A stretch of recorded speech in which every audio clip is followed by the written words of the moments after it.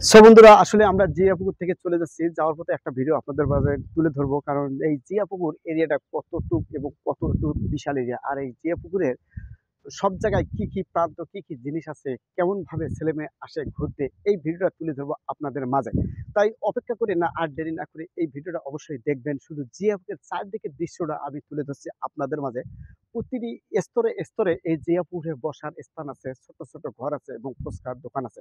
তাই এই জিয়া পুকুরের দৃশ্যটা আমরা আপনাদের মাঝে তুলে ধরছি। আমার ক্যামেরাম্যান আপনাদেরকে দেখাইবে চারদিকটা ঘুরে ফিরে। অবশ্যই আপনারা উপভোগ করবেন এবং এই জায়গাটা আপনারা দেখবেন। এই চলুন আমরা দেখিয়েছি, তাই দেখান চারদিকে ঘুরে ঘুরে কি কি আছে এখানে দেখা যায়, ঘুরে দেখান।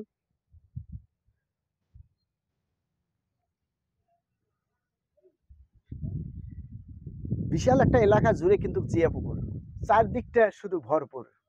এখানে আসলেই বুঝতে পারবেন চারদিকটা মনোমুগ্ধকর পরিবেশ। এই জিয়া পুকুরের চতুর্দিকেই বিশাল, এই মাথা থেকে ওই মাথা যদি আমরা হাঁটতে থাকি বা ঘুরতে থাকি, তাহলে ম্যাক্সিমাম সময় অনেক লেগে যায়, কারণ একবারে ঘোরা সম্ভব না, পায়ে ব্যথা হয়ে যাবে জিয়া পুকুরে। এখানেই শুধু শুক্রবার এবং ঈদের ছুটিতে এবং অন্যান্য দিনেও লোক কম থাকলে ঈদের দিন এবং অন্যান্য সময়ে লোকজন অনেক বেশি থাকে এই জিয়া পুকুরে। আসলে এই জিয়া পুকুরটা গ্রাম অঞ্চলের একটি পুকুর, কিন্তু পুকুরটা জিয়া উদ্যানে, জিয়ার আমলে এই পুকুরটা নির্মাণিত হয়। এই পুকুর যখন নির্মাণিত করে তখন আমরা শুনেছি জিয়া সরকারে এই পুকুরটা নির্মাণিত করেছেন। এখন কত সালে নির্মাণিত হয়ে গেছে আমার সঠিক মনে নেই, ডেটটা অবশ্যই আমি বলতে পারলাম না, এই জন্য দুঃখিত। কিন্তু অবশ্যই আমি আরেকটা ভিডিওর মাঝে তুলে ধরবো এই জিয়া পুকুরের জন্ম কত সাল এবং কীভাবে। তাই আমার সাথে আছে আমার প্রাণপ্রিয় সেই বড় ভাই, উনি একটু হলেও জানে, কারণ উনি অনেক, আজকে 53 বছর তার বয়স চলতেছে। আমি তো অতটুক না, আমি ছোট, তাই আমার বড় ভাইয়ের কাছ থেকে শুনে আসবো এই জিয়া পুকুর কতদিন, আজ থেকে কতদিন আগে এই পুকুরটা খনন করা হয়েছে। তাই আমাদের বড় ভাই বলবে অবশ্যই, উনি যে জানে, বলেন তো দেখি। এই জিয়া পুকুর যখন প্রথম ফার্স্টে জিয়া সরকার সরকার হয়েছিল, তখনই তারপরে পরে এই জিয়া পুকুর উনি উৎপাদন করে দিয়েছে এবং কাজকর্ম করে দিয়ে গিয়েছে। তা জিয়া পুকুর এখন সবাই আসতেছে, দেখতেছে, যাইতেছে। আমরা মরহুম জিয়া সরকারের জন্য দোয়া করি, আল্লাহ যেন তাকে জান্নাতবাসী করে। তাদের ওয়াইফ আছে খালেদা জিয়া, তাকেও যেন আল্লাহ জান্নাতবাসী করে। তারেক জিয়া আছে, তাকেও আমি দোয়া করি, সেও যেন আল্লাহ পাকের কাছে ভালো থাকে, সুস্থ থাকে, তারও জন্য দোয়া করি। এই কামনা করতেছি 10 বাবার কাছে।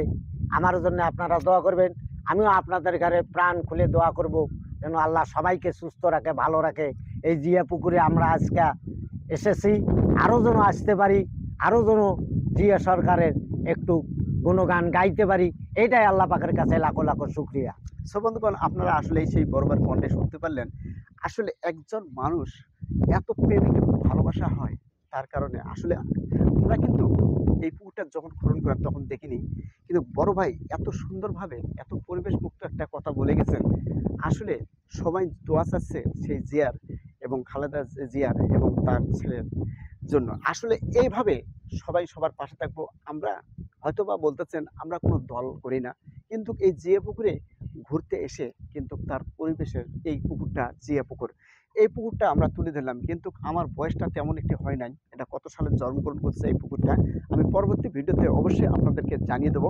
এই অপেক্ষায় থাকবেন। যদি এর কথার মাঝে, আমাদের কথার মাঝে কোনো ভুল ত্রুটি থাকে অবশ্যই ক্ষমার দৃষ্টিতে দেখবেন আপনার ছোট ভাই হিসাবে। তাই আজকের ভিডিওটা এখানেই স্কিপ করে শেষ করে দিলাম, পরবর্তী ভিডিওতে আপনাদের মাঝে নিয়ে আসবো অবশ্যই।